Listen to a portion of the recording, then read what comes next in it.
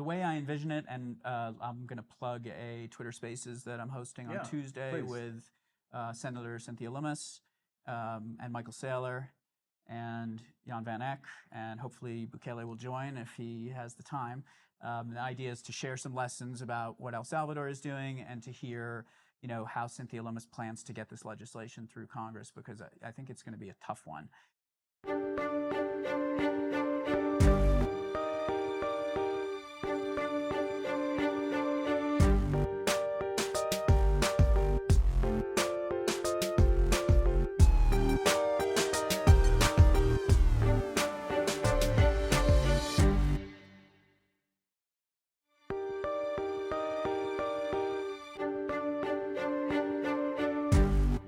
We got Matthew with us today from VanEck, and I've already warned him that I'm not a believer in the Bitcoin ETFs, so we'll dive into that a little bit. But he's gracious enough to stick with us, and you were sharing a little bit about your history in the space. So I'd love for you to give the viewers kind of your backstory and how you kind of wound up in this position.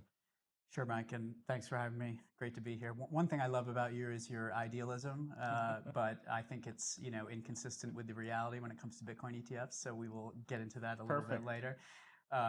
But yeah, so I started as a news reporter at Bloomberg and CNBC covering finance, and you learn very quickly as a journalist that the point of the job is not to find the truth, but to fill time or column space, and I got disillusioned with that business model and frankly envious of my sources who had a few more zeros next to their personal balance sheets. So started studying, went down the chartered financial analyst path and started networking, managed to meet Cathie Wood, who at the time was running U.S. equities at AllianceBernstein. So joined Alliance as an analyst on her team covering tech. We were big investors in the Web 2 companies and kind of realized early the network effects and that these companies had the potential to produce margins that were unusually high for a long period of time. But in the course of those 4 years with Cathie, kind of learned what I liked about her style, but also learned what I didn't like, and found myself missing parts of journalism that you can find on the sell side. Writing things, writing research, getting feedback from money managers. It's a little less lonely and stressful than managing money as a 30-year-old. So pivoted, went to work at a Hong Kong-based investment bank. And were you based in Hong Kong during that time? Based in New York. So it was a global investment bank, but headquartered in Hong Kong. Famous for its research on Asian equities. So I traveled frequently throughout China, Japan, Southeast Asia, and in the course of those travels, came across Bitcoin from just regular young people and had a realization that this open source database technology has the potential to take a lot of margin away from those centralized Web 2 companies that we were so heavily invested in at Alliance. And then, of course, there's the money printing and all the things that we know about as Bitcoiners. Hey guys, just a brief interruption. We'll get back to the exciting show here, but I just want to really ask a favor that you guys could make sure that you're subscribed if you're watching this on YouTube. If you are listening to this on a podcast, please take a second and review this. You don't even have to write a lengthy review or anything at all. Just click the number of stars that you want to give us. It really helps us in the algorithms to make sure people are finding out about what's happening here. All right, back to the show. So I was writing this market newsletter every week, and there was more and more Bitcoin in that newsletter, and the clients are like, "What are you doing?" And what I was doing was generating conviction and building positions. And when COVID hit, it really turbocharged the decline of the news media. Right, there was just parallel universes going on, and of course, I had conviction that my lane was correct, and got to know the folks at VanEck and joined in 2021 to try to launch more products and more research in the space. So how long were you working with CNBC in that space? What was that? Yeah, how long did you last before you realized that you needed to get out? I lasted 7 years. Okay. Yeah, and the final straw that did it for me. I was producing a TV show on Bloomberg, and I booked a guest to join. This guest happened to be on the board of ExxonMobil and Goldman Sachs at the time, influential figure. And the anchor of the show was like, I'm not interviewing this person. He's not newsworthy enough. I was like, are you crazy? And we thought about it, and it escalated to like the executive producer, and he took her side on it because she was the talent who made 10 times more than me. Yeah. And I got pissed, disillusioned. He then demoted me for insubordination, and I was gone from Bloomberg like 2 months later. Okay. Yeah, the news media is. I have a love-hate relationship with the news media. And the business I had in the U.S., we had a food service business, and we actually relied pretty heavily on the news media, and I learned how to kind of work it. I learned that you want to kind of spoon feed them. They want something that has, the title that's going to grab, the clickbait title of something. And so we'd come up with these wacky food items that I knew that they would have to cover. And so we wound up on like Good Morning America and a lot of like the big shows. But I realized early you have to make it easy on the journalist because they don't want to have to work that hard. And they got all these other things. So if you can give them something they know that will give them a good headline and they won't have to work too hard, you can kind of get them to tell the story you want them to tell. And so I used a lot of that even as we were launching Bitcoin Beach and we were trying to drive, media recognition for what's happening here, because the reality is it is important.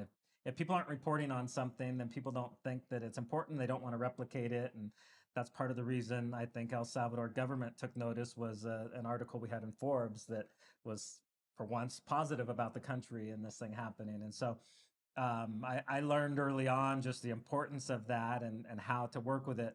But then on the flip side of it, and we've seen here in El Salvador, just the crazy like stories that have come out, and they won't even get the basic like facts about the country accurate. And a lot of times the reporter hasn't even visited the country, and they're talking about how Bitcoin's failed or how Bukele's a complete dictator or something like that.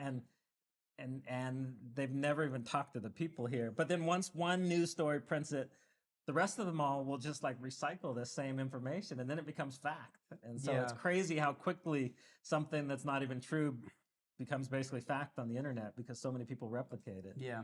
I mean, that was less so 25 years ago when people were still paying for a subscription to their local press. And what I lived through was Google demolishing that business model and rewarding. Well, there was a lot more money. They had a lot more money for the departments then, because that's what I'm seeing now. Right? The quality of the people that are hired at these places is just lower now. They hardly have any budget, and they'll send one. Even if they send anybody, it'll be one person. I saw the contrast when 60 Minutes came down. I mean, they brought like 15 people, and I don't know, they had like 80 pieces of camera equipment. You could tell they still had the budget, but most the media now, I mean, you look at even a lot of the programs on CNN or these shows, the viewership is like lower than a mid-rate like podcast, and so you can realize just economics from that. They just don't have the budget for it anymore. Like when I was at the investment bank, putting out this weekly research, and the piece that got the most clicks that I ever wrote was in 2017. It was called "Google is Evil."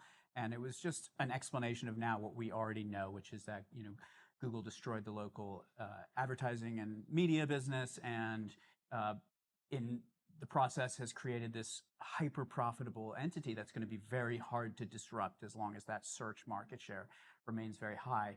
And in that piece, I screenshotted my first Bitcoin purchase. So I'm a latecomer, nice. Like mid 2017, and my thesis was that these guys were going to somehow get disintermediated, whether it was by regulation or by technology. They would eventually lose margin. And if the disruption came from the tech side, Bitcoin and blockchain was going to play a major role in that. Okay. So what did you see happening at VanEck that like gave you guys more, I don't know what the right word is, but that kind of clarified things for you guys that this was something you wanted to push into? Because that's traditionally, I think VanEck runs a number of ETFs, right? But our DNA, different sectors. Our DNA is in gold and gold mining. Okay. So the firm was founded in 1955. The current CEO, Jan VanEck, his father was an immigrant to the U.S. He went to business school at night, studied Austrian economics, and decided to launch a mutual fund. And it was an international mutual fund, which at the time was quite innovative. There was a lot of home country bias. And he's like, I want to invest alongside the Marshall Plan. We're going to rebuild Europe. I'm going to invest outside the U.S.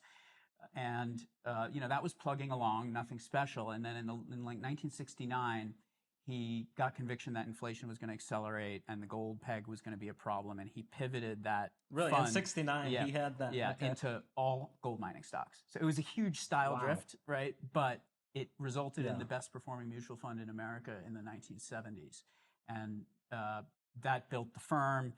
When we got into ETFs in 2006, we launched the VanEck gold mining ETF. Were you guys the first one to launch the gold mining fund? Yeah. Gold mining fund. Yep. Okay. Yep. But what about the gold ETF? Were you guys? So we were early on gold mining ETF, but one of Jan's biggest regrets is not being first on the physical gold ETF. So we have a product. It's not BlackRock scale. Okay. Yeah. What about the silver ETF? Were you guys? We do not have one of those. Okay. Yeah. Okay. So Jan got conviction in 2017. Also, he was worried about his gold business getting disrupted. Bought Bitcoin. Buy Bitcoin. Yeah. Okay. Yeah. So he bought Bitcoin, tried to launch an ETF, which wasn't allowed, and started investing in venture capital in the space. So we're LPs in a bunch of different venture funds, and that was a way to build a network of people to trust and put some skin in the game. And then when I joined in 2021, I think during COVID, like a lot of people, Jan's conviction got even higher. He's like, how do we bring products to market? So that was really the task. And just to be clear, you guys aren't Bitcoin only. You guys are crypto, like your thesis is crypto in general. So that would be obviously a point of difference that we would have on. U.S. capital markets operate under a disclosure-based regime. So we want to put out as many products as we can, not as we can. We want to put out a lot of products that we have varying degrees of conviction in, and different people in the firm have varying degrees of conviction, and then we'll let our customers in the market sort out which are the winners. So what was it like going through the process when it was like they made the false announcement that it had been approved and they took it back, and then what was that hectic for you guys during that period, or was it? It's been a very frustrating experience because we were the first TradFi asset manager to file for a Bitcoin ETF, and the regulator prohibited it. And then to learn that the regulator would okay Bitcoin futures ETFs in some obscure Gary Gensler speech, that felt like it wasn't the normal procedure for the SEC, and they've really abandoned what was the traditional first come first serve model, and instead wait for BlackRock to want to do something and then approve everybody at the same time. So if I have high conviction that that's going to change under a Trump administration, but if that continues, we end up in a world where BlackRock has $10 trillion and all products look the same, and how can anyone differentiate on creativity or innovation or any of those things that we love about U.S. capital markets? So it's been very frustrating. Makes sense. So convince me why the Bitcoin ETFs are a good idea. I'll just tell you for myself, Bitcoin is freedom money. It's to be used transactionally. Like it is the money that you don't need permission for anybody to use. There's no intermediary there, and now we're sticking an intermediary in the middle of it. So from my point of view, this takes the personal responsibility and sovereignty away from people of actually truly owning Bitcoin, and now they're owning paper Bitcoin that's in a fund that is now a honeypot for governments if they decide they want to come and seize it, which as we know from history they did with gold in the past. So from my point of view, yes, it's good for price for sure. 100% agree that it pushes price up, but that's not why I'm in Bitcoin. So what would your response be to that line of thinking? Yeah, I agree with you about a lot of it, which is the utility of Bitcoin cannot be fully realized if you own an ETF. that utility is most valuable for folks who live outside the US, right? Like the US dollar is the best currency in a very bad neighborhood. And for the billion people who don't have a bank account or are living in countries with consistently very high inflation or authoritarian governments that are more prone to seizing assets than the U.S. government, although the U.S. government has done its fair share. I would push back with you a little on that, because I feel like in the U.S. we're seeing, if you're not woke and you don't subscribe to the correct politics, that your banking relationships can be shut down. It's an order of magnitude worse in other countries, right? Yeah. So for that part of the global population, an ETF doesn't make sense. But there is also the store of value component. And if you set up a trust in America and you appoint a trustee and they are self-custodying your Bitcoin, we've seen over millennium that money managers will steal money if there are not regulations in place to prevent it. So U.S. capital markets, money managers are not allowed to hold on to customer assets. It's a very clear law. The only way to do it is to have a third-party custodian that is entrusted with holding those assets. And because of the well-trodden path of the ETF, it is actually the perfect vehicle for that purpose, which is you want to hold Bitcoin, but you want someone else to hold it for you for whatever reason that you're delegating that authority. There's many reasons why you might do that. With Bitcoin, you don't need to do that. It's not like having cash where you're worried about somebody physically. But what if you're the manager of a university endowment and you're the portfolio manager? You have a team of 5 or whatever. Yeah. You report to the board of the university. Okay. They do not want you holding onto that Bitcoin yourself. The temptation is too large. It might be $10 billion and you might disappear to El Salvador with 1 billion of it. And then we never find you again, right? So there has to be a series of checks and balances to prevent that when you're dealing with institutional money management. And the ETF has been the perfect unlock for that use case. So have you guys been surprised at the firm, at the uptake? I know it's exceeded the initial estimates or expectations, or I don't know if those were conservative expectations putting out there so that and really you guys, it's going exactly how you thought it would, but you were afraid to put out kind of bullish estimates. Or it did exceed our estimates dramatically. We credit it to really the individual investor. So it seems as if about 80% of the ETF buying has come from just regular folks who want to hold the Bitcoin alongside the other securities in their brokerage account. And frankly, the institutional adoption, VanEck's typical customers, the big Wall Street distributors of financial products, the wirehouses, they have been disappointing in their adoption. A lot of that has to do with politics. Some of it with kind of innovator's dilemma. So I think that'll be one of the next catalysts for next year, is some of those larger entities getting some regulatory relief, getting some more internal conviction, and turning on that spigot. But even without that, it's exceeded our expectations. So I was talking to a buddy of mine that I ran into in Nashville at the Bitcoin conference, who's with Morgan Stanley, and he said it's like 9 to 12 months out still, that they're so slow moving. They're putting these things in place, but he said and I was surprised to hear it from him because he's not like a Bitcoiner, but he's like, no, it's coming. There is, but it just takes a long time for the machinery to get up and running, which was kind of surprising to me. Are you seeing, are a lot of the initial buyers of ETFs, are they new to the Bitcoin space, or are they people that were already Bitcoin holders and this is just an easier way for them to park, in their retirement accounts or the other things like that? Because granted, I know for like retirement accounts, you can have self-custodial accounts that can buy and hold the Bitcoin, but it's a pain. You got to set up a corporation to hold it. I mean, it's this whole process. So I definitely will see that it's much easier, especially in those type of accounts, to hold an ETF. So I'm curious, are you finding these are new people that are new to the space, or are these existing Bitcoiners that are just kind of switching the way that they're holding Bitcoin? It's hard to know for sure because 80% of the holdings of the ETFs are not reporting to the SEC, and so we don't actually know who those people are, which leads us to believe that they are individuals either new to the space or diversifying. Because if they were of a certain size, they would have to report. Exactly. So you guys would know. Exactly. Of the ones that do report, I will say that since the election, I've done a lot of calls with advisors who are now ready to go from 0 to 1.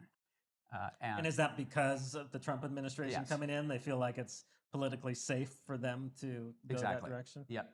And then there's a smaller percentage who are already there at 1%, who are like, hey, what do you think if we go to 3%? But I still think the biggest opportunity is the 0 to 1 folks.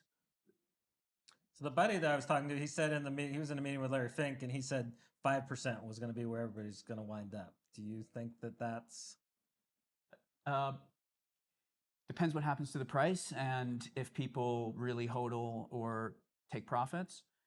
We've done some quantitative analysis on where the risk reward starts to peter out, and it's a pretty high number. You know, like you can get to 20% allocation before you really are kind of sacrificing risk for the reward that you're getting. So me being at 100%, I'm out of the... You're on another level.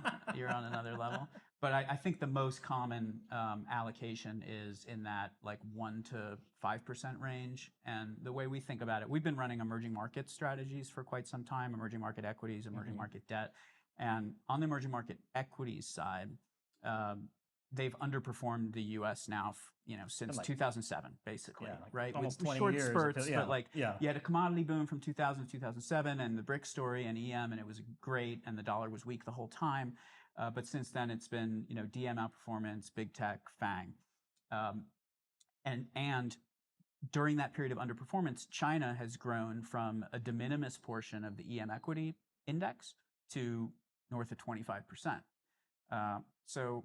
And EM equities are consistently negatively correlated with the dollar, just as Bitcoin is. So my pitch to the allocators is... Except recently.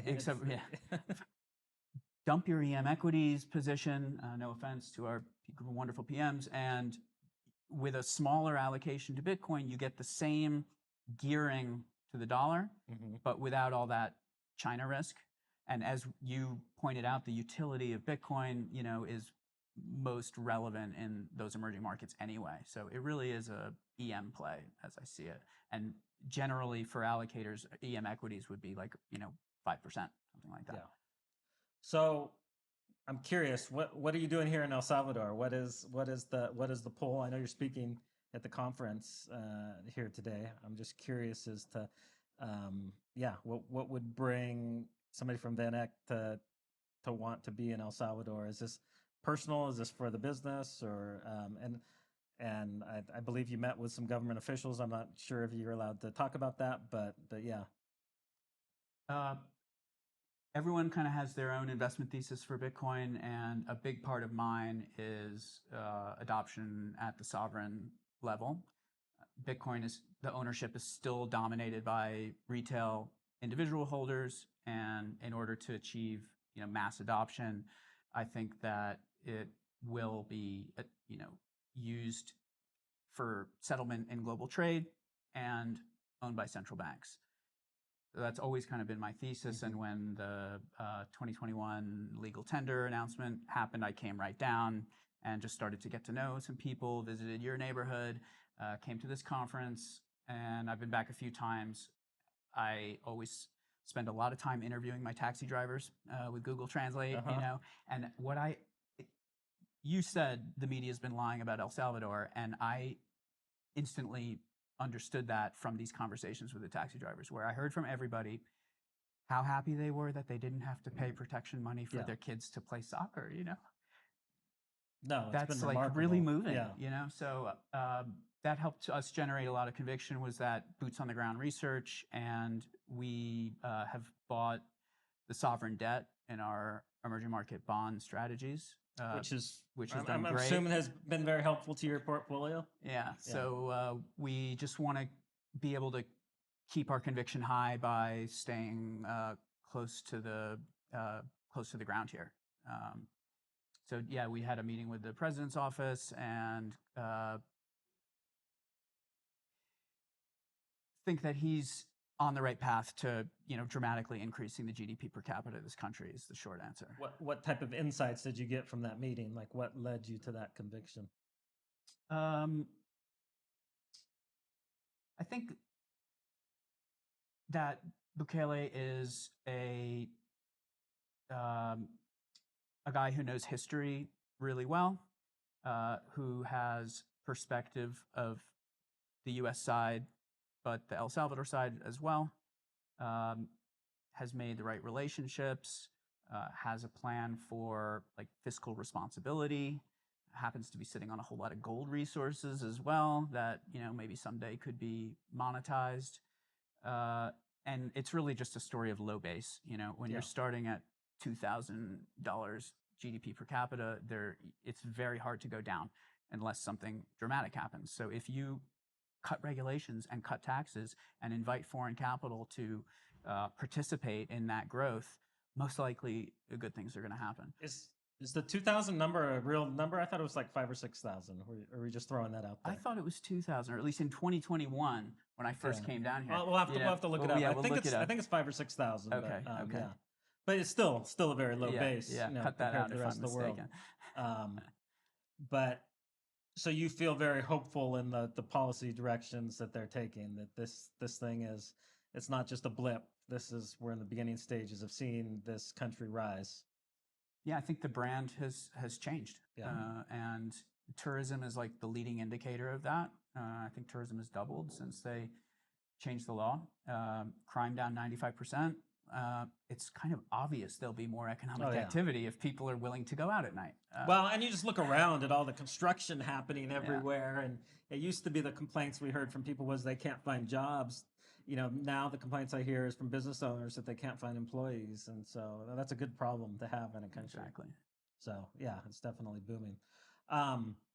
I saw in the headlines recently that they just announced that they were going to do another repurchase of another one of their tranches of bonds. I haven't dove into it enough to understand where this money is coming to fund these repurchases. Do you have any insight into that? Some of it has been refinanced with JP Morgan. Okay.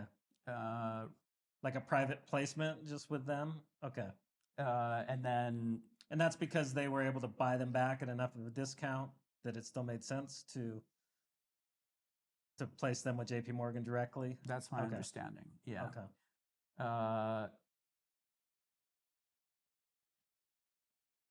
I mean, generally the country is deleveraging. Yeah. And they have to do that because they were on the brink of default. And in order to restore some negotiating leverage with the IMF to maybe eventually get this check, they have to show credibility to the financial markets. So I think the ratings agencies were overly political in their downgrades. Yeah, well, especially once they announced the Bitcoin adoption, it was crazy how they tanked things. And then the onus was really on the Bukele administration to show why the ratings agencies were wrong. And by turbocharging tourism, cutting spending, it became obvious to financial market participants that there was a disconnect with the price of the bonds and 30 cents. And we still think there's upside to these issues if they can execute on the fiscal plans. So even now that they're trading, I believe they're trading close to par now, right? Yep. You still think there's upside? So not financial advice, but our team thinks that the newest 2054 issue, so long-term bond, is still trading like 200 basis points wider than it should be. Okay. And if that were to normalize over the next year, that'd be a 33% return. So it's still quite attractive from our perspective. And is El Salvador a big enough of a country that it draws interest from some of the larger financial players, or is it? I'm not in that world, so I don't know if it seems like it's small enough of an economy that I'm kind of surprised that the bigger banks would even be interested in El Salvador. Um, it's not big enough to like move the needle for most bond managers who are tracking the index, but any country that gets into a situation with the IMF will generate like considerable ink from the investment banks, right? Because there's all these Yeah. fees and refinancing and issuing the new debt. So there's a lot of ink written about it. I don't really know how our competitors are positioned though, but we, because of Jan's leadership and our conviction in Bitcoin, uh, that emerging market bond team has managed to kind of identify some of these countries that are adopting Bitcoin and make some money by playing the bond side. So like Argentina, I mean, there were other reasons to buy Argentina as well with Milei coming in, but that's been another, successful investment for us. And the state-owned oil company in Argentina, YPF, is now selling gas to Bitcoin miner. And we think that could develop into something more direct. Interesting. So, what is your take on the El Salvador's negotiations with the IMF? Do you think that they need to get a new loan from them in order to remain viable, or do you think they should look for another route? I think that Trump's election has bought Bukele's administration some time to wait, let the market keep rewarding the more responsible fiscal strategy that he has put forth. And by the time January and February rolls around and the IMF is taking orders from a different administration. Because the U.S. really does Oh, yeah. set the marching orders for the IMF. Yeah. So then we think that there will be a deal done. And it's probably in everyone's interest to get a deal done. Okay. Interesting. And is that part of your guys' thesis on why the bonds are a buy now? Is that deal happening? Yeah. Yeah. Okay. So what are you talking about today? Today I'm gonna do like 10 minutes on kind of election takeaways for Bitcoin and how we think about price targets. And then an old pal of mine, Chris Wood, who's the chief strategist at Jefferies. We work together at CLSA, which is the Hong Kong-based broker. He's a really thoughtful thinker and very widely followed among institutional investors. And he put Bitcoin in his portfolio in 2020, holds the VanEck HODL ETF in that portfolio. So we're going to do a little Q&A on kind of how allocators think about Bitcoin. Okay. So give us a little preview. I'm curious, what is your guys' takeaway from the U.S. election and how that impacts things? I think the prospects of a pro-Bitcoin Treasury Secretary are enormous. The Treasury Secretary for the past 50 years had basically one job, which is to say the dollar, is a strong dollar is in the U.S. best interest. And whether we have Scott Bessent or Howard Lutnick, it sounds like that messaging is going to change, and that's going to give like intellectual cover to starting a Bitcoin reserve or something that approximates a Bitcoin reserve. Okay. So it's really the cabinet, I think, that has been a positive surprise from my perspective. So do you think the Bitcoin reserve is something that is likely to take place? I don't think we're going to be spending taxpayer money to buy Bitcoin in the open market. I think that I'm hopeful that we will find a way to move the 200,000 Bitcoin that the Department of Justice holds into some new strategic Bitcoin reserve. And VanEck may have something to say about that. I think a big portion of that is still theirs that was recovered. So good luck with that, and then the way I envision it, and I'm going to plug a Twitter Spaces that I'm hosting on Tuesday with Senator Cynthia Lummis and Michael Saylor and Jan VanEck, and hopefully Bukele will join if he has the time. The idea is to share some lessons about what El Salvador is doing and to hear, how Cynthia Lummis plans to get this legislation through Congress, because I think it's going to be a tough one. Do you know what that Twitter space will be called? Because by the time this comes out, it'll probably have already passed. But if people want to go back and listen to that, do you have a title yet that you guys are working with so they can look for it? I can't remember it, but if you go to the VanEck US Twitter page or my Twitter page, Matthew Sigel will be pumping it. Okay. And one idea that I have that I'm hoping that I'm trying to socialize is that Trump has announced plans to build 10 new freedom cities on federal land. He wants to have a competition for the best ideas, where they would be, how they would, deal with infrastructure issues. Maybe that's a long shot too, but if we get 10 new, and this would help solve the housing shortage, and just I've not heard this. you haven't heard this, no, right? So no. Trump's been putting out all these 3-minute videos on like how he wants to approach issues A, B, C, and D. Okay. And this is one that really kind of struck my, got my attention, because it also would reinvigorate the idea of building in the U.S., right? If you have to build a couple gigawatts of power to service a new city, who's going to fund that? Like, how do you know what the load is going to be? Why don't we bring some Bitcoin miners along for the ride? Maybe let them sell their Bitcoin tax-free if it's mined in these cities. Maybe the US government can get a tiny royalty on that and accumulate a strategic reserve just through tax code, tax breaks, essentially. So that's a way that maybe we end up with a strategic reserve without legislation that is going to probably piss off a lot of people if it's taxpayer money buying Bitcoin. Interesting. So for you guys, was the election something that was going to dramatically shift course of like what direction you guys took things, or at least the timeline that you guys envision rolling things out? Yes. Short answer is yes. So we have a crypto huddle every Wednesday, like all hands, Jan chairing it. And the day after the election, he was like, product development, you guys need to get back to work, right? You've been doing nothing for a year. Nothing's been able to get approved. Like, what can we bring to market? So definitely you're going to see more investment from us into the space and trying to bring new products to market. But then can't ignore like the market action as well. One of the big impacts is going to be a better regulatory environment for non-Bitcoin crypto. So we heard from our customers demand for ex-Bitcoin type of products. We run a couple of private funds that invest across the space. So there's a variety of strategies and a variety of views, and not everyone's a Bitcoin maxi. And thankfully, like, those strategies have been able to catch some of this price, and clients want to allocate.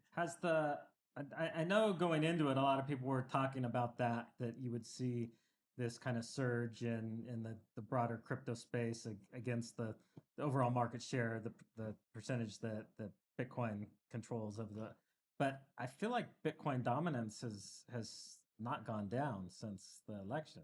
But maybe I'm wrong. I don't really follow it that much. Yeah, I think like Bitcoin dominance is skewed a little bit by how ETH acts, and ETH has some token-specific issues, I would say. But when you go down the market cap spectrum and really try to pick, which doxed teams are building great products that can be category killers and return value to token holders, the investable universe shrinks dramatically.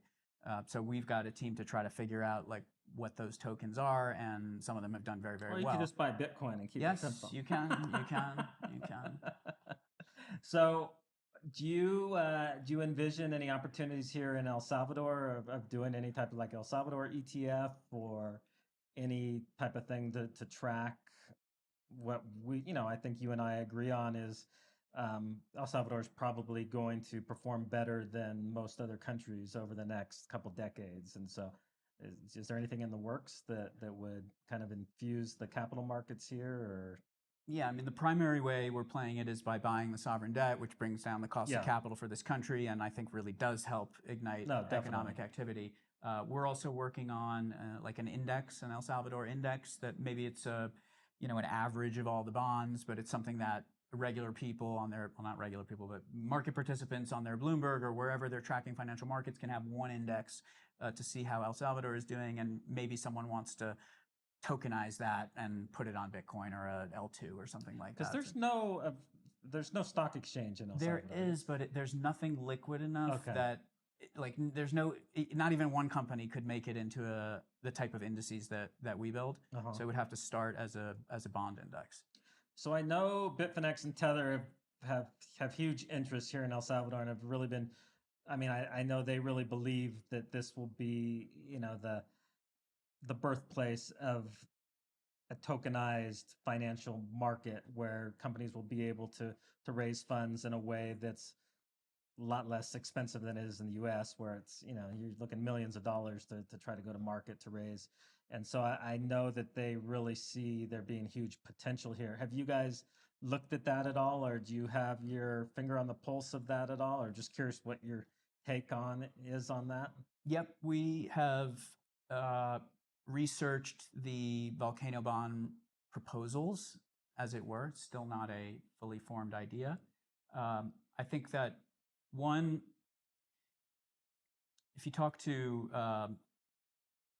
those who want to bring the volcano bond to market, say that they have all the demand that they need and lots of people would buy it, and that's probably true, right? As we said, Bitcoin is a retail-dominated asset, and there's lots of individuals who will do that. But if you want institutional money managers to buy it, we run into those custody issues. Okay, Yeah.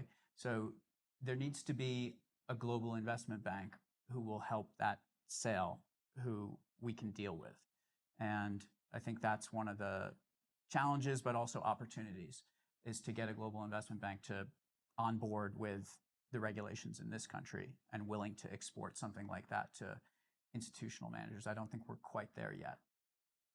So, how many times have you been down here now? This is my third. So, have you looked at property down here yet? Are you ready? I have. I've looked at it. Yeah. Is second home, or you guys no want to imminent- move no the imminent VanEck global plans. offices down to El Salvador? We did in 2021. We looked into a hotel project, found a local partner, went pretty deep down the investment memo process. But the job of the big boss is to say no to most things, so Yeah. it didn't quite pass the level required. I think some of that probably had to do with real estate's a very long-term investment. What's going to happen in 4 years when maybe Bukele is no longer president. Just the whole region has a history of political volatility, and we might still get there, but we just couldn't at that time. Yeah, well, that makes sense. Well, anything else you want to talk about? Well, did I convince you on the ETFs? Like, let's, No, you didn't. You didn't. I mean, that's unfair because I don't think you're going to convince me regardless. But so I'll tell people don't buy ETFs, but if you do, buy the VanEck one because they've been in the space, I think, longer than anybody and believers before, while everybody else was still naysayers. Yeah. So we. How's that for a partial endorsement? That's good. We are the only ETF issuer that owns 10% of the shares outstanding of our own ETF. So we eat our own cooking pretty aggressively, and that's kind of the pitch to the clients. Is like, all these products are the same, but if Bitcoin has a drawdown and you want to talk to someone who has done some research and has a lot of long-term conviction, like, we're going to be there with you during those periods. So that's the pitch. I definitely think that the ETFs will be a good financial investment. I just, from an ideologic perspective, I don't like to see that concentration, and I like to see people forced to be self-sovereign over their funds. And so, that's a dichotomy there. So, but I appreciate you being willing to sit down, and I'm stoked you're here in El Salvador. And obviously it seems like you have a love for the country. And so, hope to make your talk later this afternoon, and then we'll look for that Twitter Spaces. Where can people follow you, or what type of things do you want people to be able to, Twitter, follow me on Twitter, Matthew_Sigel, or go to vaneck.com and you can subscribe to our digital assets research. Those would be the two ways. Okay, perfect. Awesome. Well, Thanks, thank you. Mike.